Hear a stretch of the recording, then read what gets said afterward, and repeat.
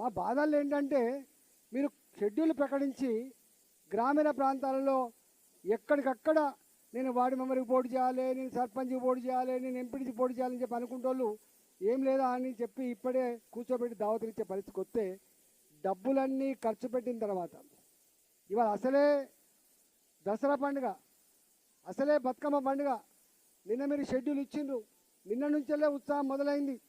ఒకవేళ వీళ్ళు కనుక డబ్బులన్నీ ఖర్చు పెట్టుకుంటే దీని బాధ్యులు ఎవరు? దీని బాధ్యులు ఎవరు చెప్పండి. అందువల్ల దయచేసి మీరు ప్రభుత్వ పరంగా చెప్పాల్సింది ఏంటంటే మీరే ప్రెస్ మీట్ పెట్టి మీకు 8వ తారీఖు వరకు కోర్టులో ఆర్గ్యుమెంట్స్ ఉన్నాయి కాబట్టి కోర్టు డిసిషన్ వెలువరించిన తర్వాత ఎలక్షన్ నోటిఫికేషన్ ఇచ్చిన తర్వాతనే మీరు ఎన్నికల సమాయత్తం కమ్మని చెప్పాలి తప్ప మీరు ఆధారాబాదరగా ఇట్లు ఇచ్చి వాళ్ళు అనుకుంటారు పాపం ఎన్నికల షెడ్యూల్ అంటేనే ఎన్నికలు డిక్లేర్ అయిపోయినాయి అని అంటున్నారు.